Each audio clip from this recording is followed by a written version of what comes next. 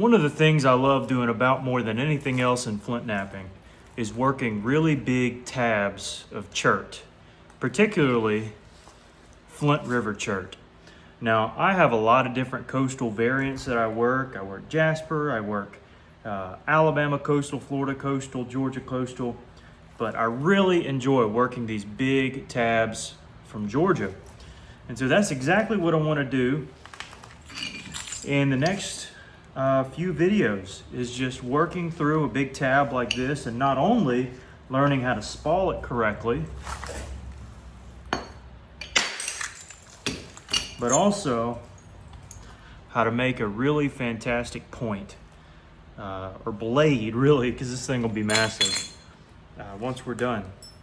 So hopefully I can work you through the process. I do have videos like this on my channel that you can look up and see that I've done beforehand. But this one will be a whole new challenge, and I'm excited and thrilled to be able to do it. And so we're taking a 5-pound copper mallet. I think I got this from neolithics.com, I'm pretty sure. And we're really just looking at places that kind of look like they can draw off a good flake. This will be a little isolation flake, and I'm not sure if this one will drive as far as I need it to. No, but that's okay. We can catch it somewhere else. I think we're going to catch it from this side here. So I'm going to bevel this side down.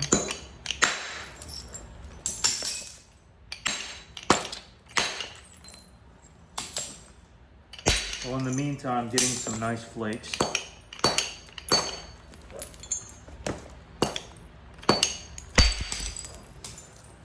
Okay. Just gonna take off some of the sharp edges there.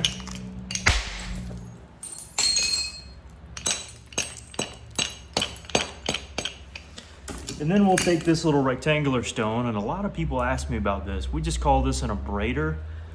Instead of the edge being really sharp, we want to dull it, make it really dense so that it doesn't just crack around this area. We want it to draw a big flake, and you need kind of a dense platform to be able to do that effectively, especially if you're hitting along the edge and not above the edge. So here I'm going to hit above the edge. Also going to do that here. And that draws off a flake right across the middle. Okay, a little bit drier, less quality material on this side, I think. But nonetheless, we'll see about making a good point. Now here we got a very fragile platform. Gonna want to abrade it a little bit, and then once it's stout enough, you'll be able to draw off a nice flake. Okay, so same here. I'm gonna set up a platform by exposing some chert. I'm gonna shoot back, or really forward in this case.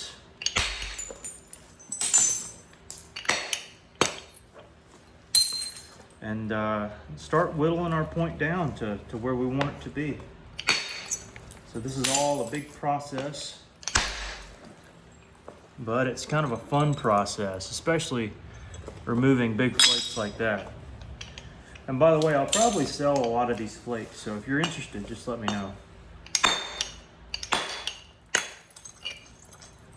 Okay, again, another really good, decent sized spall. Shoot along the back edge there. Didn't do much, but that's fine. And maybe we'll set up a platform here to kind of clarify what's going on towards the tip. We want to hit on the edge, so we'll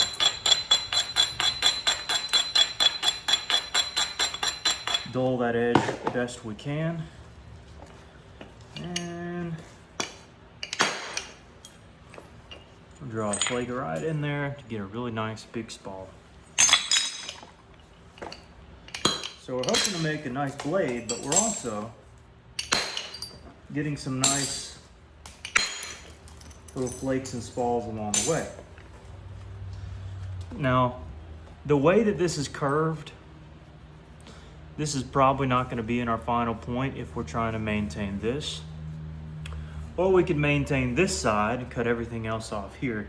I think what I want to do is kind of a collaboration of both of those ideas so that I'm not forced into something I don't want to have to do. Now also, you'll notice that on this side, it's just straight chert, particularly right here. If you look over here, a lot of it's just vacant. And if I'm to strike down, down, down, down, down here, I'm only going to be left with, you know, that, because it raises up. It's a big hill. But if I remove stuff on this side, this whole width will be preserved. So that's something to keep in mind as well. So I'm going to bevel this a little bit. Maybe hit above the platform here in a couple areas.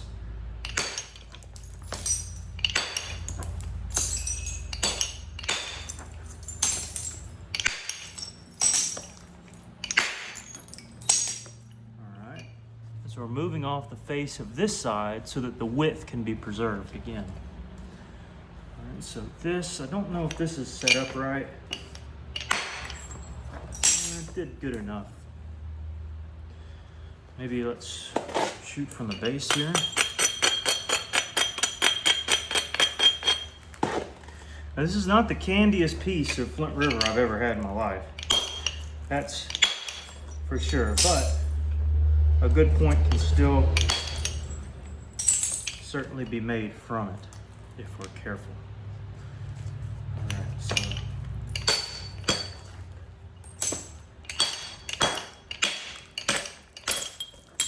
just kind of doing a little beveling here.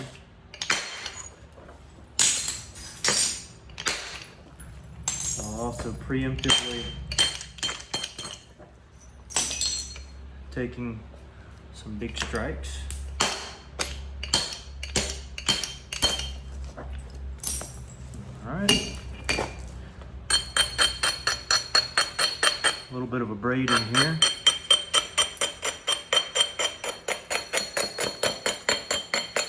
And also, as this abrading chips away at the edge, you're also, especially if you're hitting a little higher on the edge, it makes it easier to access it, especially with a bigger bopper. So that's something to keep in mind too.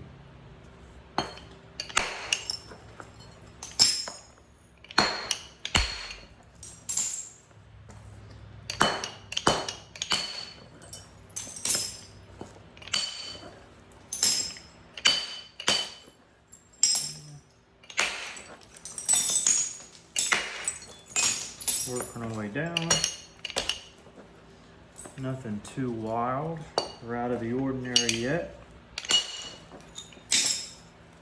And again, something like that I probably would want to braid.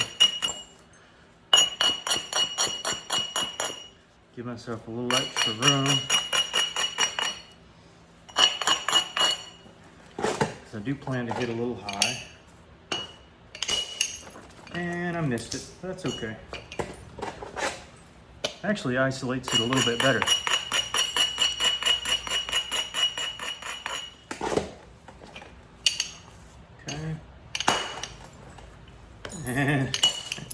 I missed the platform. Probably should have used a different part of my bopper.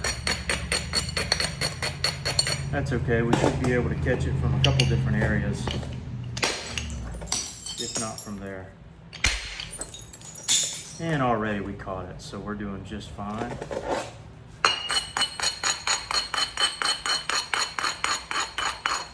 Again, here we can take a big wallop and flake.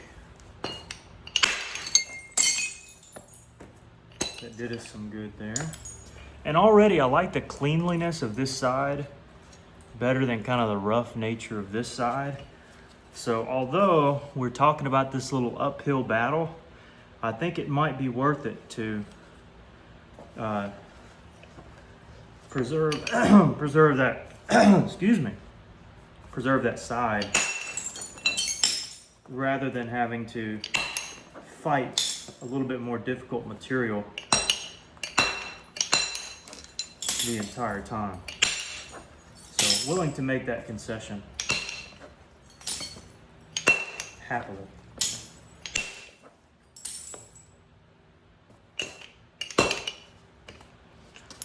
Alright, a couple ways that we can attack this little thicker area in the middle.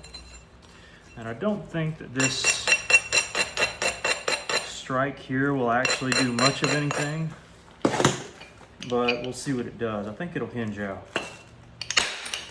Oh, it actually piled through. That's good news. This one may filter out a bit. It did, and that's fine. I think we do need to take flakes off of the nicer side at this point.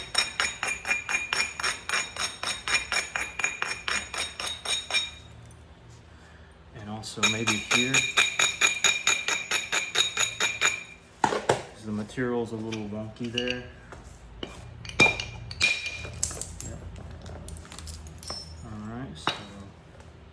This is really tricky.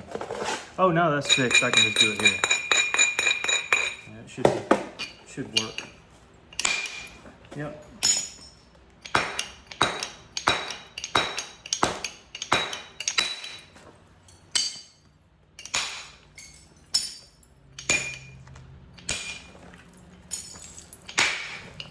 There we go.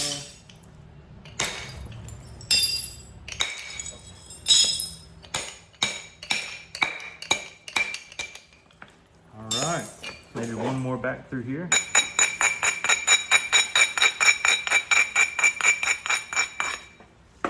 If not a couple more.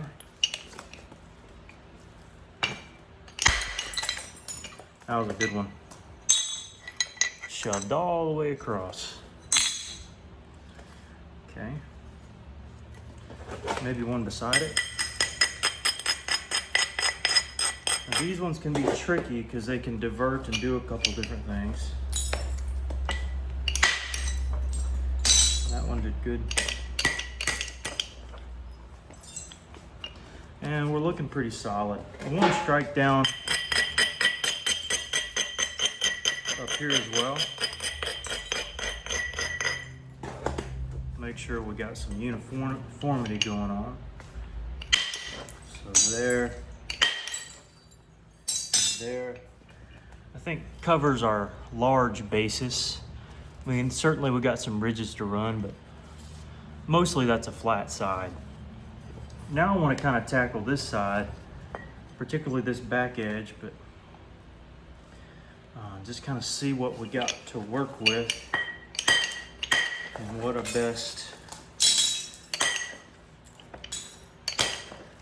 best action to take is. That's what I'm looking at now. Flatten through here, that can be taken out pretty handedly.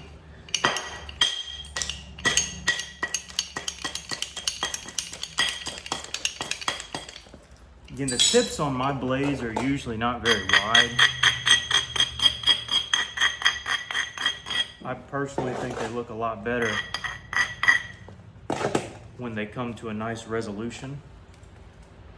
Let me get a different bobber here.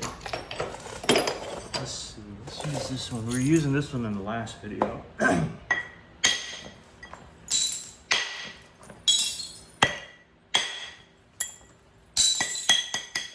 It does pretty good.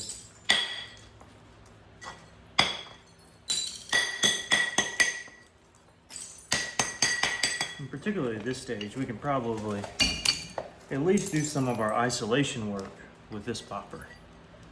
And that'll save us a little bit of time from heaving that big mammer jammer around. Okay.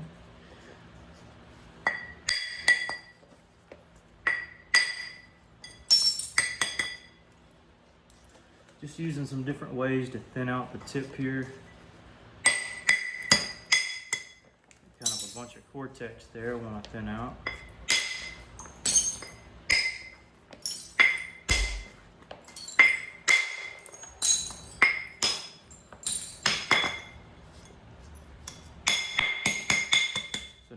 exactly where my tip's going to be.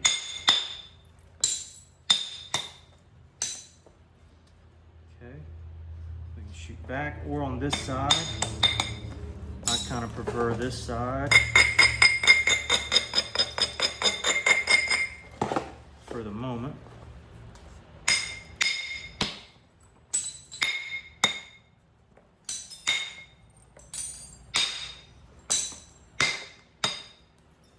Right there on the cortex.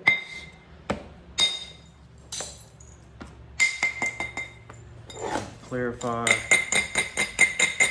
what we're going to do, what we're planning.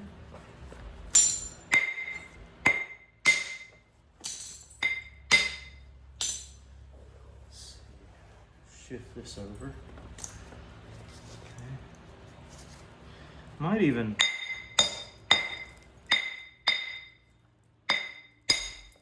score the back edge over. Use that as a, there's a big box. Just looked like one the big bopper needed to tackle there.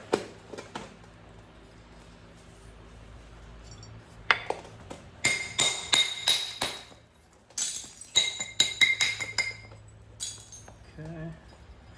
Again, from the base, I always have the option of shooting it. It's generally not your first option, but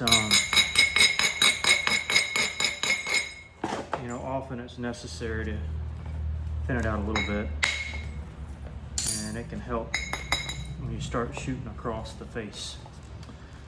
So now we got that done. Seeing a lot of potential that we can use.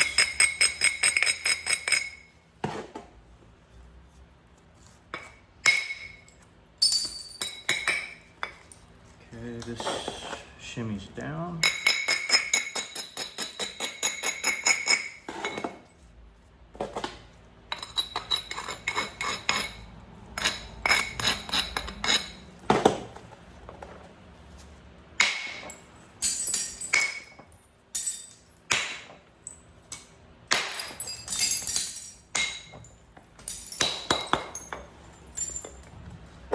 Yep.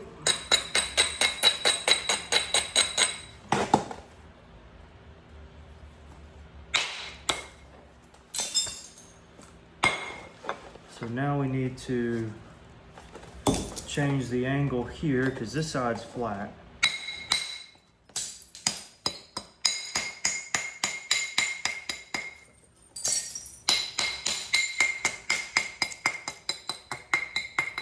So we're going to work everything up to that flat side. So we've beveled it to shoot a lot across this face here. Of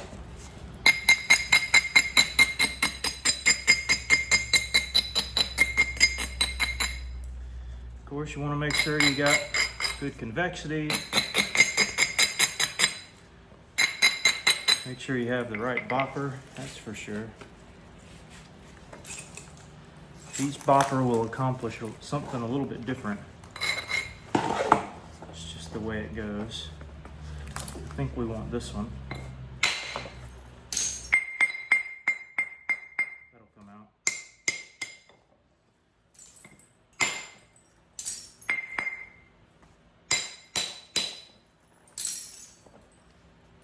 Let's go here.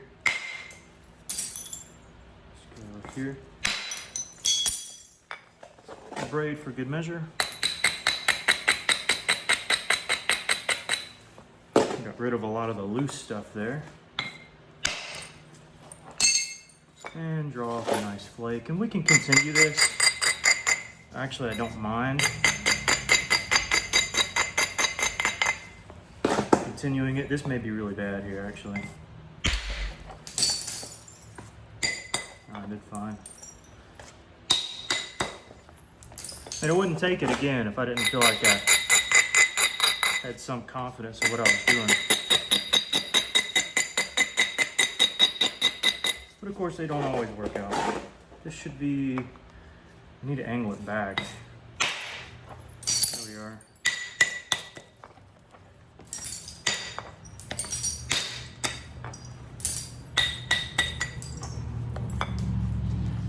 Shoot from the base here. I think this is a good opportunity too.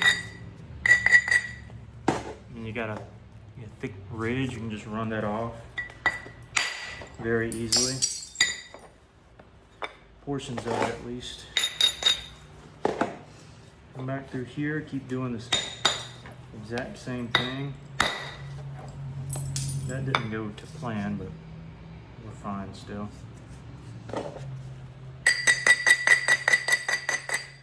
Let's see if this can't run the ridge. It did. Gotta be fine. Shoot back there. And eventually we gotta turn the corner on this too. That's part of it. So.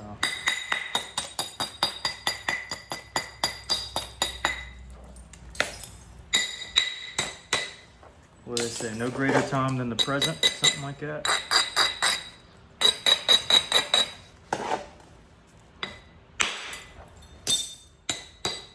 Peel it off.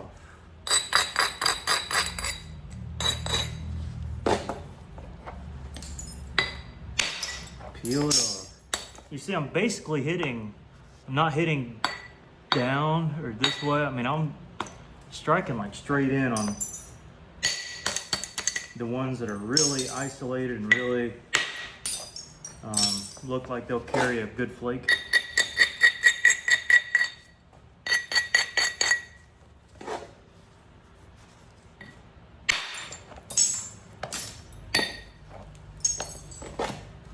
I remember when I first learned how to strike in, I overshot about every piece I worked, but at least I learned what it felt like to overshoot.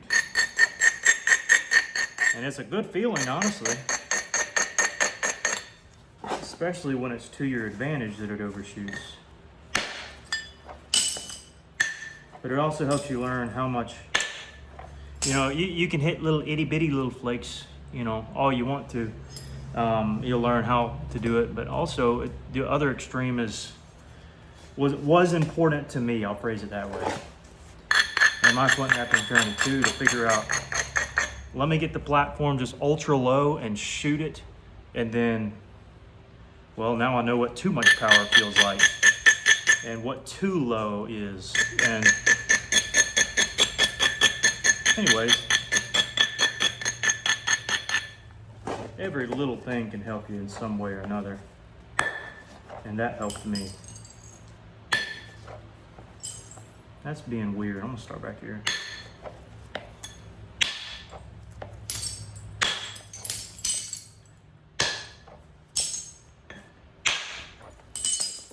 Good.